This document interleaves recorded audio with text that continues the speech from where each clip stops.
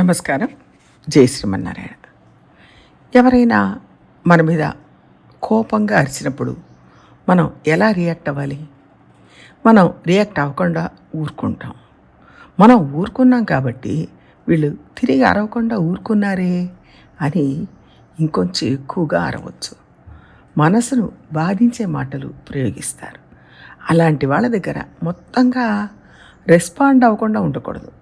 ఖచ్చితంగా స్పష్టంగా రెండే మాటలు చెప్పాలి. నువ్వు చేసేది తప్పు అని తెలియచేయాలి.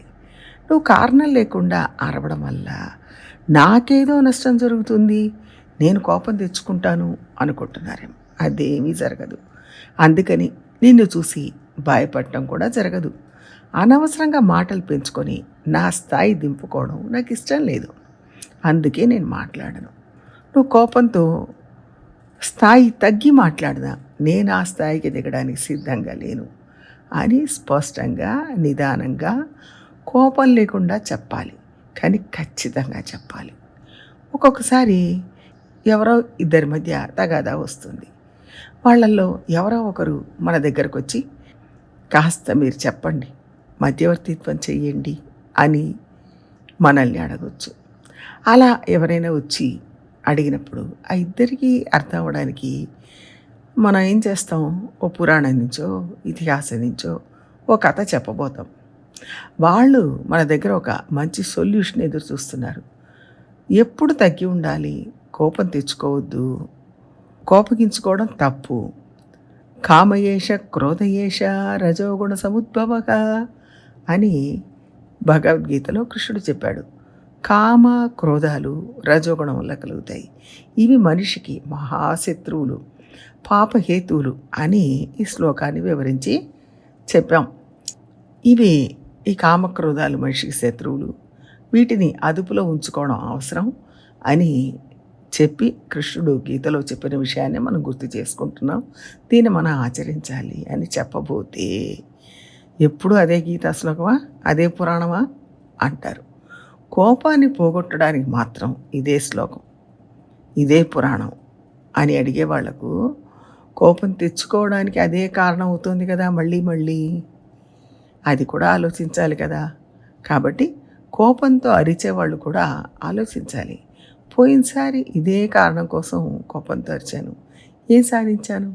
అంతకుమునుపుసారి కూడా ఇలాగే అరిచాను, ఏం సాధించాను?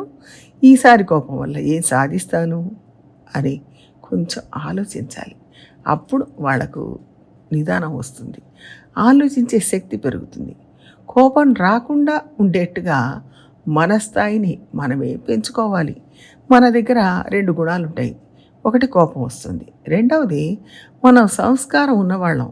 నాకు సంస్కారం ఉంది, చదువుకున్నాను, నిదానం తప్పను అనే బుద్ధి కూడా మనకుంది. అంటే ఒక పక్క కోపం తెచ్చుకొని గొడవపడే గుణం ఉంది, రెండో వైపు నిదానంగా ఉండే గుణం కూడా మనకుంది. ఈ రెండుకి మధ్య పోటీ వచ్చినప్పుడు ఏది గెలవాలి అనే సమస్య వస్తుంది. ఈ కోపం వీటన్నిటిని దాటుకొని బయటికి రావాలి ప్రయత్నం చేస్తుంది. దాన్ని ఆపడానికి వివేకం ఒక్కటే మార్గం. ఉదాహరణకు నేను ఒక తప్పు పని చేయబోతున్నాను. సిగరెట్ పొగ పీల్చాలనుకున్నాను, పేకాడాలనుకున్నాను, అది తప్పు అని తెలుసు. అక్కడే పొగ పీల్చడం తప్పు అని రాసి పెట్టిన బోర్డు కూడా ఉంది. కాబట్టి ఆ బోర్డు చూడగానే ఈ పని తప్పు అని మానేసి ఆ సమయంలో భగవంతుడి కథలు విందాం అనుకోవచ్చు. అంటే మనం చెడ్డ పని చేయడానికి పోవద్దు, మంచి పని చెయ్యాలి అని నిర్ణయం తీసుకునే శక్తి మనకే ఉంది. మనమే నిర్ణయం తీసుకోవాలి. అక్కడ ఎవరు మనం మంచి పని చేయకుండా ఆపట్లేదు, చెడు వైపు లాగట్లేదు. అక్కడ చెడ్డ పనులు చెయ్యొద్దు, మంచి పని చెయ్యాలి అనే నిర్ణయం తీసుకునే వ్యక్తి నేనే. కానీ నేను తీసుకోలేదు అంటే మనకు మనమే మంచిని ఆచరించడానికి అడ్డంగా ఉన్నాం, సిద్ధంగా లేవు, వ్యతిరేకిస్తున్నాం. చెడును వదలడానికి వ్యతిరేకిస్తున్నాం, మంచి చేయడాన్ని వ్యతిరేకిస్తున్నాం అని అర్థం చేసుకోవాలి. అలాగే పెద్దవాళ్ళపైన అరవడం, చేతులెత్తడం, అనకూడని మాటలు అనడం, ఇవన్నీ వివేక జ్ఞానం లేనప్పుడు చేసే పనులు. అలాంటప్పుడు కూర్చోబెట్టి ఇతిహాస పురాణాల్లో ఉన్న కథలు చెప్పాలి.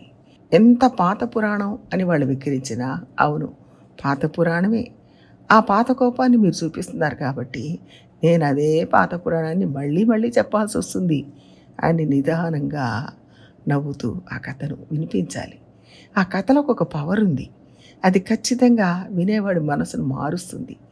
ఇది చెప్పేవాడి మాటల్లో కూడా నిజాయితీ ఉండాలి. మనసులో శక్తి ఉండాలి. కోపం వల్ల దీన్ని అస్సలు సాధించలేము. పెద్దగా అరిచి చెప్పే మాటలను కోపంగా తీసుకోవద్దు.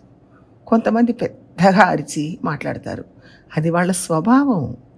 అందుకని వాళ్ళు కోపంగా ఉన్నారు అని మనం అనుకోకూడదు. అలాగే చాలా నిదానంగా మాట్లాడే వారికి కూడా కోపం లేదు అనుకోవద్దు. నిదానంగా పెదవి కదపకుండానే కోపంగా మాట్లాడేవాళ్ళు చాలామంది ఉంటారు. అది వాళ్ళ స్వభావం. ఇలాంటి వాళ్ళు ఉంటారు కాబట్టి అలాంటి వాళ్ళు కూడా ఉంటారు. కానీ మనసు నిదానంగా ఉండాలి. ఓర్మి కోల్పోకూడదు. బుద్ధి సక్రమంగా ఉండాలి. అప్పుడు కాసేపటికి ఆ కోపం తగ్గిపోతుంది. నేను నా స్థాయిని తగ్గించుకొని అరవవచ్చా?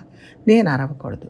కాస్త సంస్కారం ఉన్నవాళ్ళు, చదువుకున్న వాళ్ళు అలా చేయకూడదు అని మనకు మనమే ఎప్పటికప్పుడు గుర్తు చేసుకోవాలి. ఆ క్షణాన మనం అనుకుంటే అప్పుడు ఆ భావన మన కోపాన్ని తగ్గిస్తుంది. మంచి మార్గంలో నడిపిస్తుంది. ప్రయత్నం చేద్దాం. జై శ్రీమన్నారాయణ. మీకు రోజు ఈ వీడియోలు శ్రీమణిహారం అనే యూట్యూబ్ ఛానల్ నుంచి వస్తున్నాయి. మీరు రోజు విని మీ అభిప్రాయాలు మాకు తెలియజేస్తే బాగుంటుంది.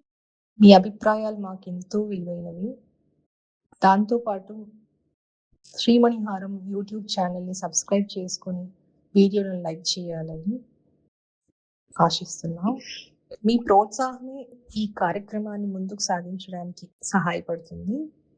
జై శ్రీమన్నారాయణ.